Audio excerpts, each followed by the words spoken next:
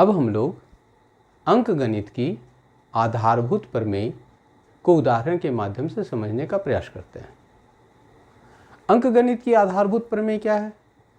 प्रत्येक भाज्य संख्या को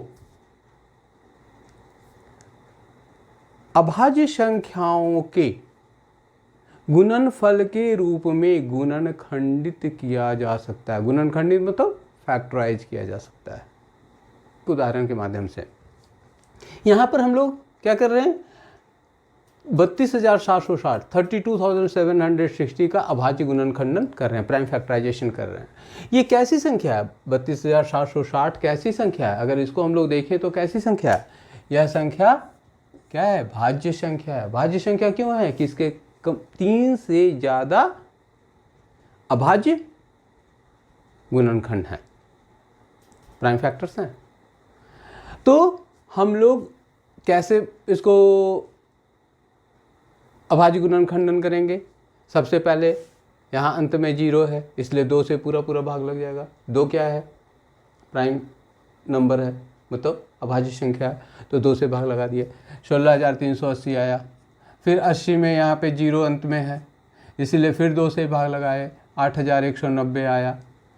फिर यहाँ 0 अंत में है, 2 से भाग लगाए, 4,095 आ गया, 4095 हो गया। यहाँ अंत में 5 है, इसीलिए 5 से भाग लगा दिए, तो कितना हो गया? 819 हो गया, 819 हो गया।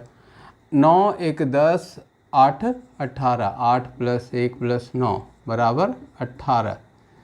यह क्या है? 3 से विभाजित हो रहा है, 18 3 से विभाजित हो रहा है, इसीलिए 3 से भाग लगा दिए, तो कितना हो गया? 273। फिर क्या किए? 2 + 7 + 3 कितना हो गया? 7 3 10 2 12। ये भी 12 क्या है? 3 से भाग लग रहा है, इसलिए 3 से भाग लगाए, 91 आ गया। 91 को 7 से भाग लगा सकते हैं, कितनी बार? 13 बार। तो हम लोग क्या लिख सकते हैं इसको? इसको हम लोग लिख सकते हैं दो, किसको? 32,760 को, 32,760 को क्या लिख सकते हैं? 2 × 2 × 2 × 5 × 3 × 3 × 7 × 13, 2 × 2 × 2 × 5 × 3 × 3 × 7 × 13। कोई ज़रूरी है कि हम यही सारे बच्चे करें, सारे लोग इसी तरीके से करें? नहीं, हो सकता है कि यहाँ कोई 3 से भाग लगाएगा, फिर 3 से भाग लगाएगा, फिर 5 से भाग लगाएगा, फिर 13 से भाग लगाएगा, यहाँ से बना सकता है। तो लेकिन ये अभाज्य जो गुणनखंड हैं, प्राइम फैक्टर्स हैं, वो तो समान ही रहेंगे ना, बदल जाएंगे क्या? यहाँ 2 3 ही बार आएगा सभी में, या अलग अलग आ सकता है? नहीं ना, 3 ही बार आएगा, ये तो स्पष्ट है। 3 2 ही बार आएगा ना, ये भी स्पष्ट है, चाहे कोई भी इसको प्राइम फैक्टराइजेशन करे। तो ये बदल नहीं सकता, सिर्फ क्या बदल सकता है? ये क्रम बदल सकता है, ये 3 इधर जा सकता है, 7 इधर आ सकता है, ये हो सकता है। लेकिन जब हम इसको सजा के लिखें, कैसे करें? अभाज्य संख्याओं को एक साथ ले लें, इसके जो प्राइम फैक्टर्स हैं उसको एक साथ ले लें। जैसे 2 है, 2 एक बार है तो 3 बार एक साथ रख लें।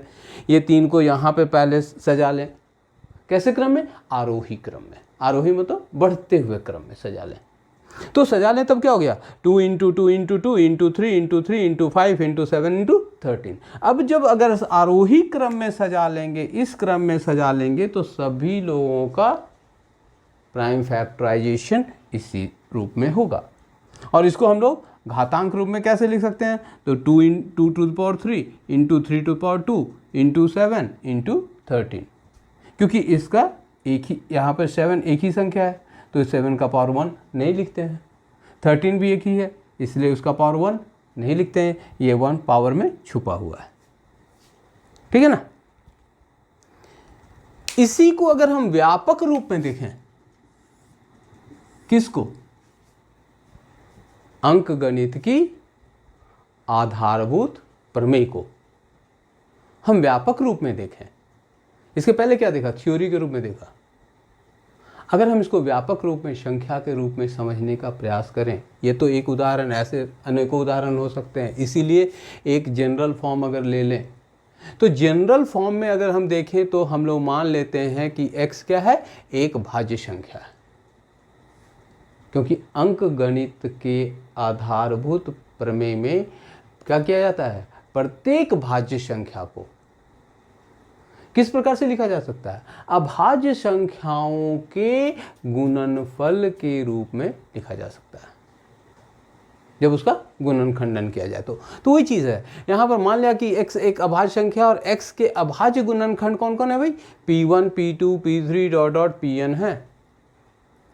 ये सभी क्या है, अभाज्य गुणनखंड है, मतलब वो अभाज्य संख्याएं जिससे x को विभाजित किया जा सकता है।